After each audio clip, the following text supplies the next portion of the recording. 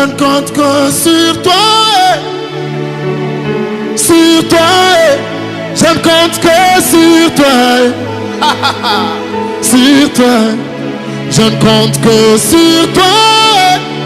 Oh Dieu. Sur toi, je ne compte que sur toi. Ce n'est pas là. Maman pasteur Père Azate. Amen. Amen. Voilà, sans plus tarder, j'avais lu 2 portions de la parole du Seigneur et nous allons monter. Parce que c'est une soirée de la puissance. Amen. Amen. Nous prenons Ézéchiel chapitre 36. C'est le passage aimé par mon père spirituel. Et je vais relayer ça ce soir pour bénir les enfants de Dieu. Ézéchiel chapitre 36, nous allons lire les versets 25 et les versets 27. Ézéchiel mokapona tuku misato na motoba tokotanga molongo na tuku mibale na mitano. Et puis nous allons prendre Luc chapitre 7. Peto kozaluka mokapona sambo. Nous allons lire le 11e verset jusqu'au 17e. Totanga molongo na zomi na moko kino na zomi na sambo. Ceux qui écrivent peuvent déjà écrire. Bao bazoko mabakomi. Je lis Ézéchiel chapitre 36 verset 25. Totangi Ézéchiel mokapona tuku misato na motoba molongo na tuku mibale na mitano. La Bible dit, je répandrai sur vous une eau pure. Et vous serez purifiés. Je vous purifierai de toutes vos souillures et de toutes vos idoles.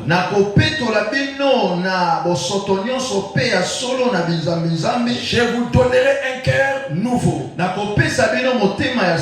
je mettrai en vous un esprit nouveau. J'ôterai de votre corps le cœur de pierre. Et je vous donnerai un cœur de chair. Je mettrai mon esprit en vous. Et je ferai en sorte que vous suiviez mes ordonnances. Et que vous observiez et pratiquiez mes lois. Parole du Seigneur. Est-ce qu'on peut acclamer la parole? Je vous relis ça. Luc chapitre 7. Je prends le verset 11. Les jours suivants, Jésus alla dans une ville appelée Naïm. Ses disciples et une grande foule faisaient route avec lui. Lorsqu'il fut près de la porte de la ville, est-ce qu'on peut souligner près de la porte de la ville? Voici, on portait en terre un mort, fils unique de sa mère, qui était veuve. Et il y avait avec elle beaucoup de gens de la ville. Le Seigneur ayant fut ému de compassion pour elle. Il lui ne pleure pas. Il s'approcha et toucha le cercueil. Ce qui le portait s'arrêtait. Et il dit, jeune homme, je te dis, lève-toi. Et le mort s'assit et s'est mis à parler. Et Jésus le rendit à sa mère. Parole du Seigneur. Est-ce qu'on peut acclamer le Seigneur? La puissance de la résurrection. Je sais bien qu'il y avait des orateurs qui m'ont précédé. Mais je vais essayer un peu de parler de cela autrement. Et que Dieu te bénira ce soir. La puissance de la résurrection. Bien-aimés, nous devions savoir pourquoi la résurrection. Parce qu'en fait, avec une brève définition, la résurrection, c'est le fait de revenir à la vie. Pourquoi l'homme doit encore revenir à la vie? Parce que tout part du péché. La Bible déclare, tous ont péché et sont privés de la gloire. lorsque Adam et Ève sont tombés dans le péché, l'Éternel est Dieu qui a donné beaucoup plus la sentence. Dieu a dit, le jour que vous mangerez le fruit de l'arbre, vous allez mourir. En d'autres termes, la sentence du péché, c'est la mort.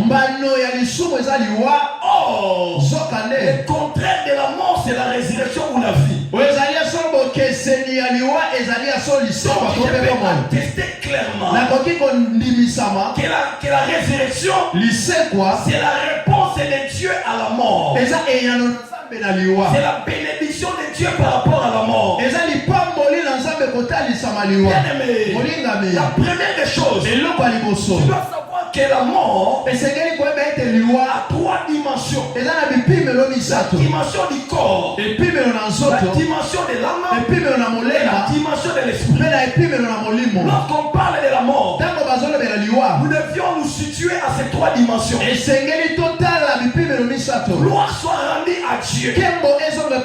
Lorsque la mort présente les trois dimensions, la résurrection aussi présente les trois dimensions. Pour dire quoi? Pour tout simplement souligner ceci. Quel que soit le niveau ou la dimension de la mort, nous avons une solution aussi à la résurrection. Je vais dire à une personne, je ne sais pas de quelle mort tu es en train de vivre. C'est la dimension de la chair. C'est la dimension de l'âme. C'est la dimension de l'esprit. Quelle que soit la dimension, la réponse est de Dieu pour te faire revivre encore. C'est la résurrection à trois dimensions. C'est pourquoi là je consulte le prophète Ézéchiel. La Bible dit lorsque Dieu parla par la bouche d'Ézéchiel, Dieu dit ceci: je mettrai mon esprit en vous et vous vivrez. Je vous donnerai un cœur nouveau. Lorsque vous lisez ce passage, vous allez comprendre que Dieu est en train de répondre à la mort. Première des choses, Dieu dit ceci: je vous donnerai un cœur nouveau. J'aime le concept de cœur. Le concept de cœur en hébreu veut dire car. Ce concept veut dire cardia. Non, en grec ça veut dire cardia. Cardia qui veut dire tout simplement l'âme. En d'autres termes, lorsque tu dis je vous donnerai un cœur nouveau, Dieu vous dit je vais vous donner une âme nouvelle. Deuxième des choses, Dieu dit je mettrai mon esprit en vous. Parce que la mort, c'est le fait d'éteindre l'esprit. Et Dieu dit ceci: comme l'esprit est éteint dans l'homme, pour répondre à la mort spirituelle, je dois donner à l'homme la renaissance spirituelle. La renaissance spirituelle, c'est la résurrection spirituelle. Donc là où l'esprit était éteint, l'Éternel Dieu a jugé bon et donné à l'homme son esprit afin que l'esprit de l'homme ressuscite. Et c'est ce que dans la doctrine on appelle la nouvelle naissance, ou en d'autres termes la régénération. Là je comprends que la nouvelle naissance c'est une forme de résurrection. Parce qu'autrefois j'avais un esprit éteint, mais lorsque je nais en Dieu, je reçois un esprit de vie.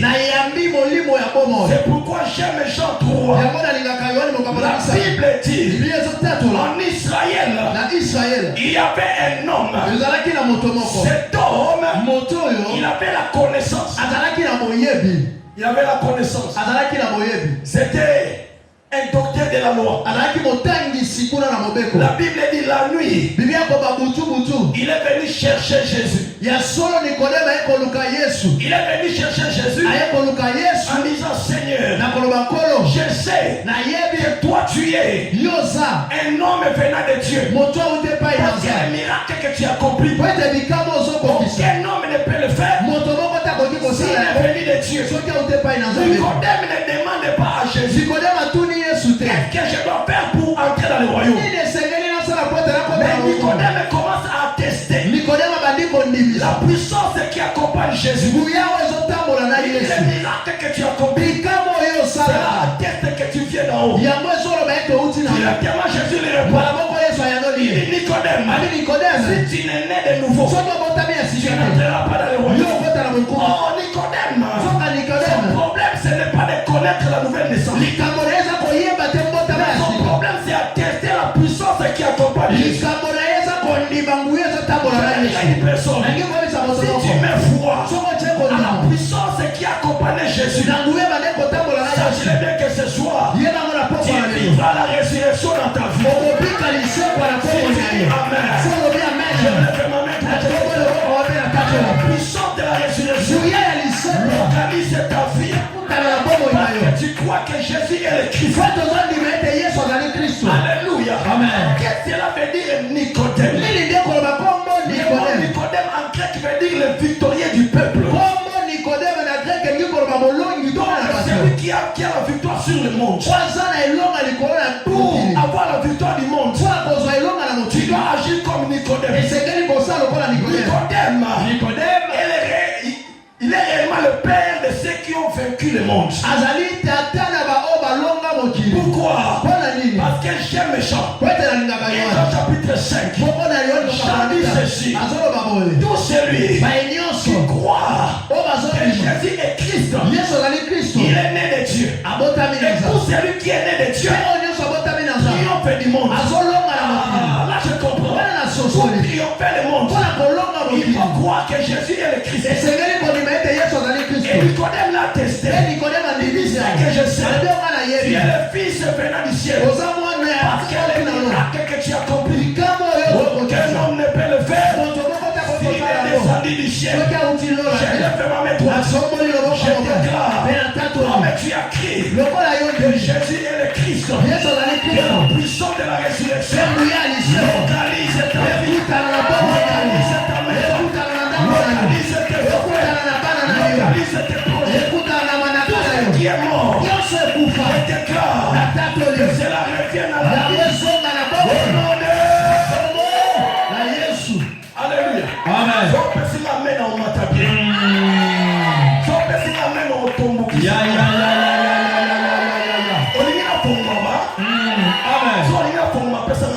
Yes.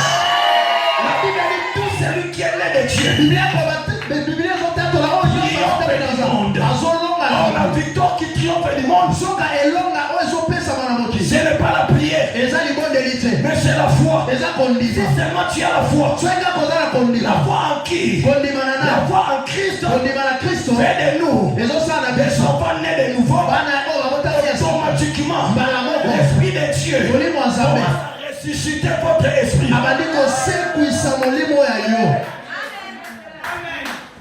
Les gars, la Bible dit dans Jean 1, le verset 12, il est venu chez le ciel.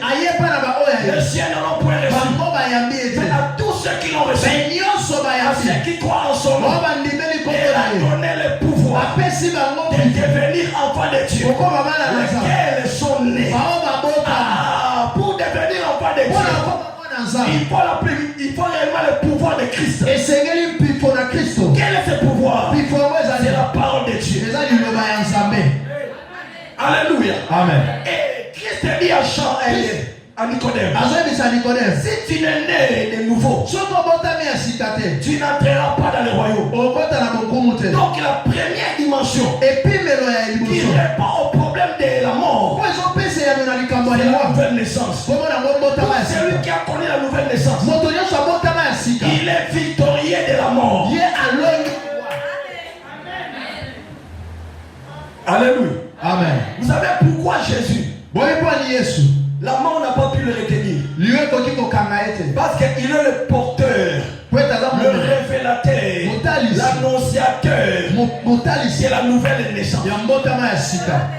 Alléluia. Amen. Jésus est la personne qui est née sur la terre pas comme nous. Lorsque nous naissons, naissons par la conjonction de l'homme et de la femme.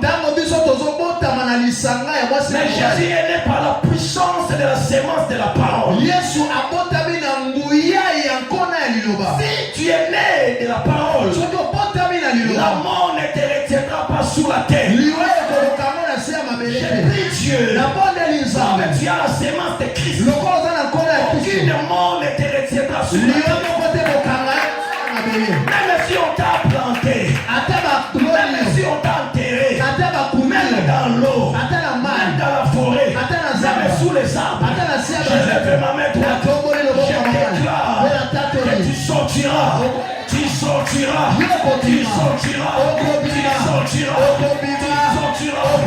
Je lève ma main, je déclare, partout on t'a enterré, que tu sors, tu sors, tu sors, reçois une nouvelle vie.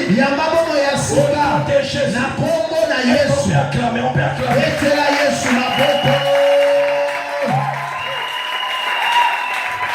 Bien-aimés, ceux qui ont connu l'expérience de la nouvelle naissance,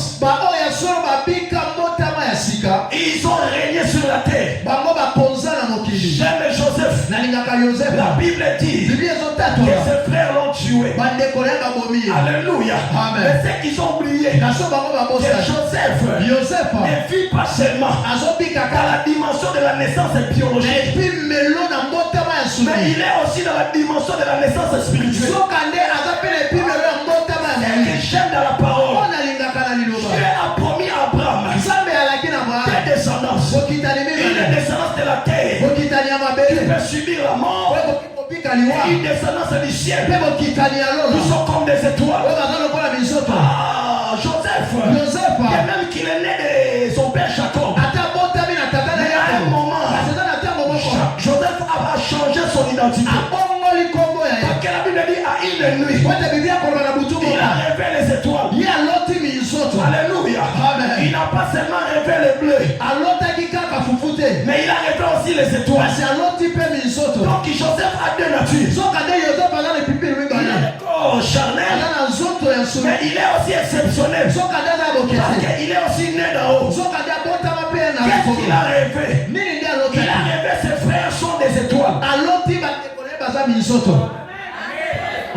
Alléluia. Amen. Il a rêvé ses frères sont des étoiles. Je me pose la question. Si les frères de Joseph sont des étoiles, alors quelle est la nature de Joseph? Donc Joseph est la plus grande étoile. Alléluia. Amen. Bien-aimé, toi tu n'es pas seulement habitant de la terre, mais toi tu es aussi habitant du ciel. La Bible dit nous sommes des pèlerins, nous sommes des passagers. C'est pourquoi je ne suis pas redevable à la terre.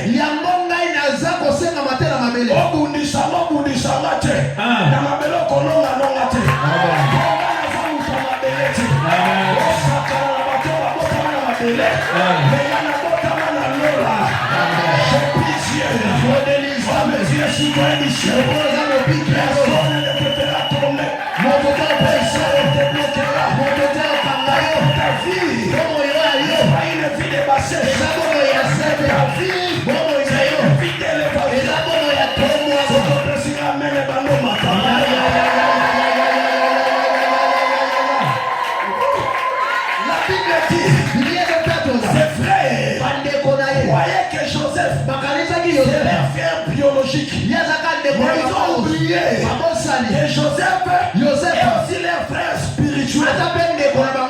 Bien même que tu peux tuer la partie charnelle, mais la partie spirituelle, tu ne toucheras pas. C'est que j'aime. La Bible dit ils ont jeté Joseph dans une fosse. Joseph a commencé à pleurer. Joseph, ne pleure pas. Pourquoi tu pleures? Parce que toi, tu n'es pas citoyen seulement de la terre. Tu es aussi citoyen du ciel. Le ciel est là-bas. Tu as un défenseur. Tu as un rédempteur. Tu as un protecteur. Tu as un combattant. Tu as quelqu'un qui ne t'abandonnera pas. Même si on t'enterre,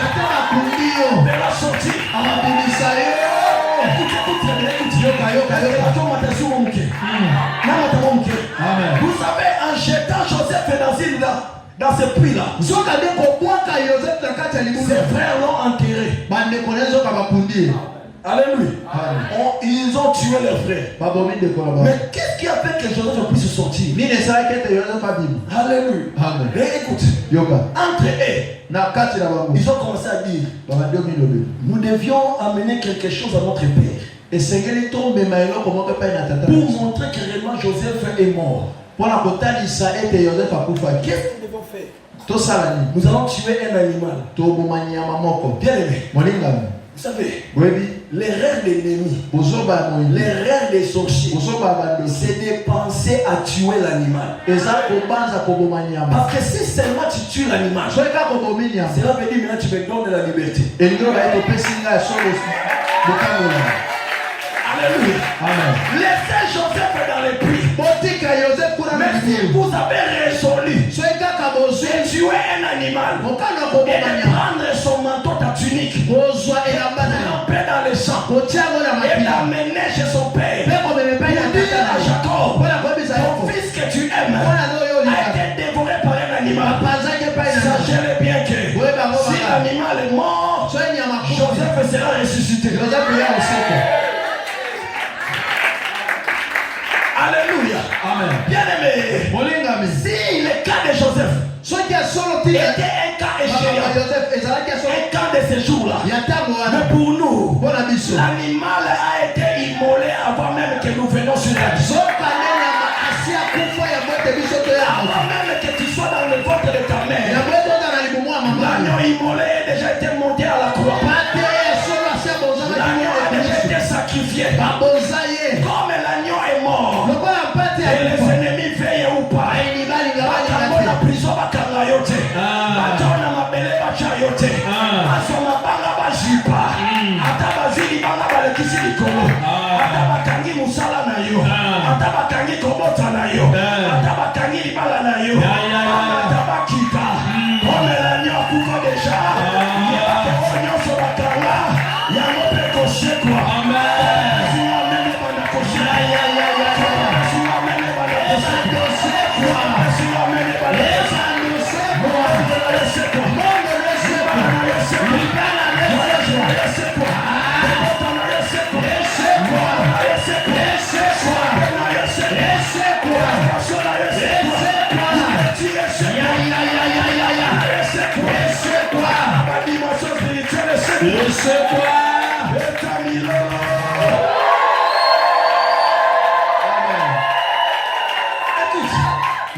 Jacob a pleuré.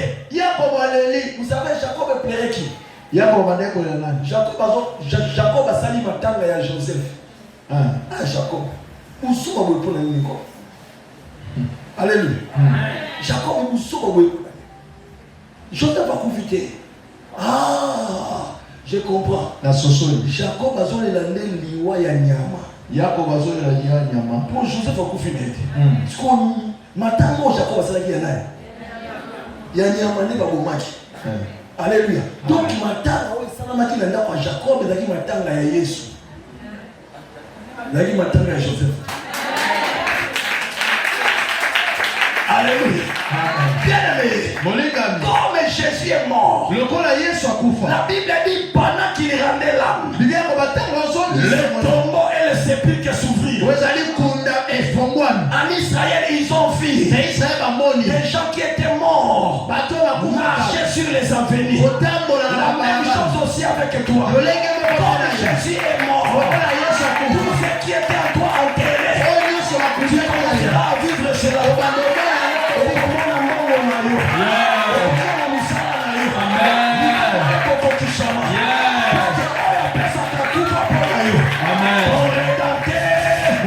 Il est vivant. Il s'élèvera. Le dernier.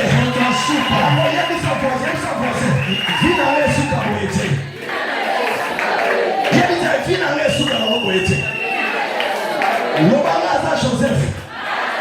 Beaucoup de gens à Congo, dans les États-Unis. Beaucoup de gens à Congo, dans l'Afrique du Sud. Beaucoup de gens à Congo central, dans la RDC pour la Kinshasa. Zamba Congo Mayo.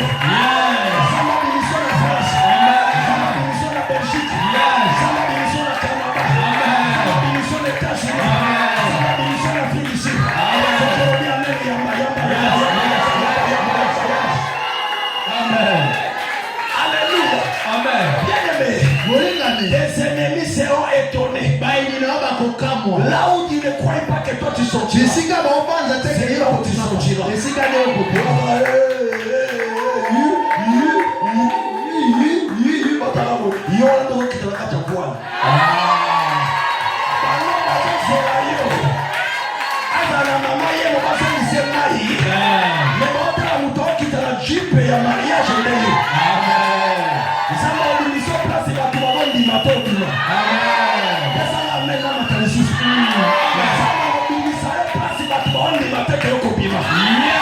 Lève quelle l'onction de la résurrection. Et puis Misaïe la bariche. Et puis Misaïe la bateau la tombe. Amen. La bateau la tombe. Amen. Et puis Misaïe la homme d'affaires. Et puis Misaïe la femme d'affaires. Et puis Misaïe la basa la entreprise. Et puis la bateau la lac la immeuble. Il y a pas de tout là. Il y a pas de la patron. Amen. Il y a pas de la patron. C'est que le bien amen. Que cette prophétie s'accomplisse. Alléluia. Amen. Ces frères ne croient pas. C'est lui que nous avons enterré. Après nous avons vendu. Mais comment ils s'est retrouvé en Égypte comme premier ministre. Alléluia. Amen. Votre plan. Dieu va changer le plan de l'ennemi à ton avantage. Plus il va zobomayo, plus il va zomata, plus il va zobunisayo, plus il va kabozo fongo. Alléluia. Vous savez, j'aime Anne et Samuel. Anne, pendant qu'il était en train d'adorer Dieu, Anne dit ceci: que la poussière, il relève l'indigent du fumier, il élève les pauvres. Anne, où est-ce que tu as reçu ces choses? Parce que moi je lis dans la parole. Lorsque Adam est tombé dans les péchés, Dieu a dit à Adam: tu es poussière, tu retourneras la poussière. Mais ici maintenant les choses changent. Anne part de la poussière. Tu dis que la poussière, il retire l'indigent du fumier, il relève les pauvres pour les faire asseoir avec les grands. Là je comprends. Et la poussière, c'est votre cimetière. La poussière, c'est le lieu où on t'a enterré. La poussière, c'est votre mort. Mais notre Dieu est capable de commencer à la poussière. Là où on t'a enterré, là où on t'a rejeté, il est capable de te chercher là-bas et pour te faire asseoir avec les grands. Et tu dis amen. Attends la poubelle.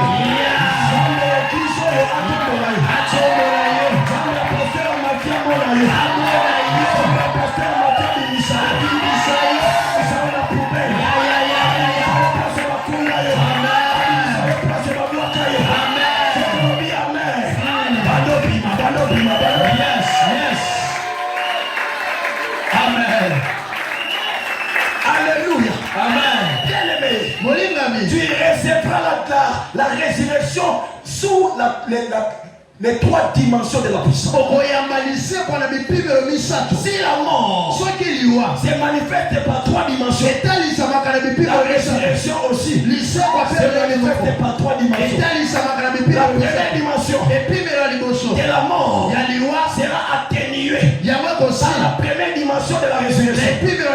C'est la dimension de la nouvelle naissance. C'est pourquoi j'aime Nicodème. Nicodème nous introduit dans cette réalité. Jésus dit à Nicodème: si tu n'es né d'eau et d'esprit, tu n'entreras pas dans le ciel.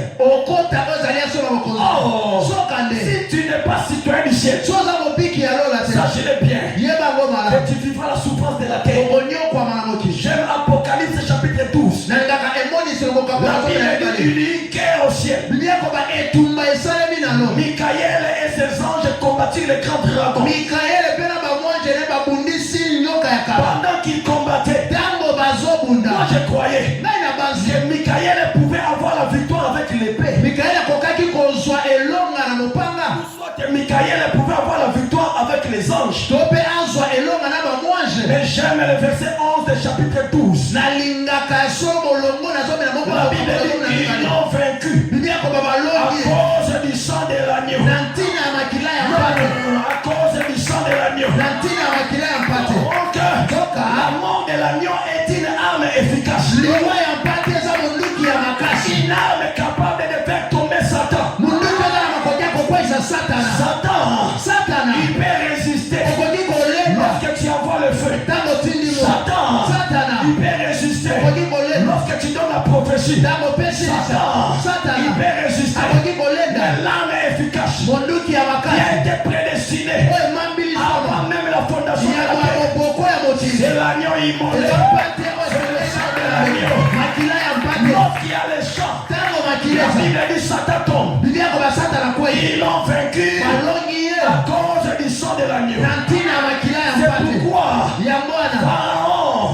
Pharaon, sois résistant.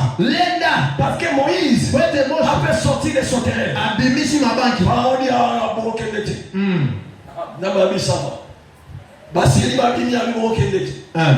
alléluia. Amen. Dieu dit à Moshe, maintenant je vais utiliser la plus grande arme. L'arme la plus efficace. Il va terrasser Pharaon et il va vous relâcher. Prenez un agneau d'une année et immolez l'agneau.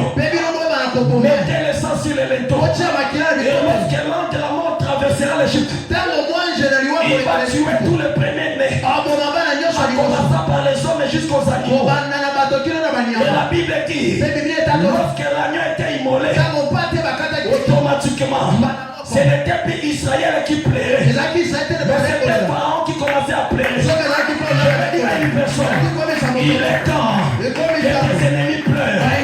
Il est temps. C'est là qui t'ont fait pleurer. C'est le temps aussi de pleurer. C'est là qui t'ont fait pleurer. C'est le temps de pleurer. Il y avait un moment, Pharaon tuait les enfants d'Israël. Il a signé un décret. Tout enfant mâle qui naîtra doit être tué. Ça m'a changé match. Alléluia. Amen. Ça m'a sorti ça passe scénario dans le cas d'ennemi. Yes. Alléluia. Amen. Bien aimé. Ils étaient surpris de voir Joseph en Égypte.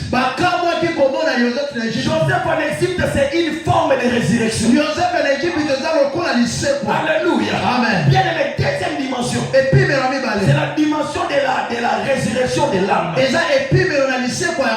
Il y a la dimension de la résurrection de l'esprit, de l'âme. Et la résurrection de l'âme, c'est le renouvellement des comportements. Le renouvellement de la manière d'agir. Parce que l'homme agit en fonction de son âme. Parce que l'âme est le centre des sentiments, le centre des émotions. Et le diable a mis la sémence de la mort dans l'âme de l'homme. L'âme est corrompue. Tout l'homme à commettre les abominations. Gloire soit rendue à Dieu, qui est venu nous apporter la puissance de la résurrection. De telle sorte que ton âme est corrompue. Dieu va changer cette âme à une âme convertie. Alléluia. Amen. Et c'est ça la puissance de la résurrection. Les gens peuvent venir te regarder.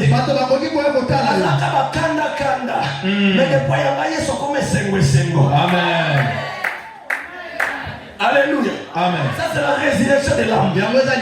Ton attitude change. Ta manière d'agir change. Ta manière de voir les choses change. Ta manière de travailler change. Ta manière même d'être joli change.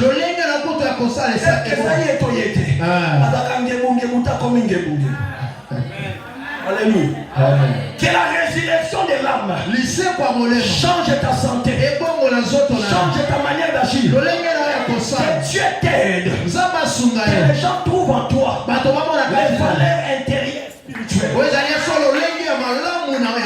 Alléluia. Amen. Une forme une femme qui partage, un homme qui aide les gens. Et c'est ça la résurrection de l'âme. Alléluia.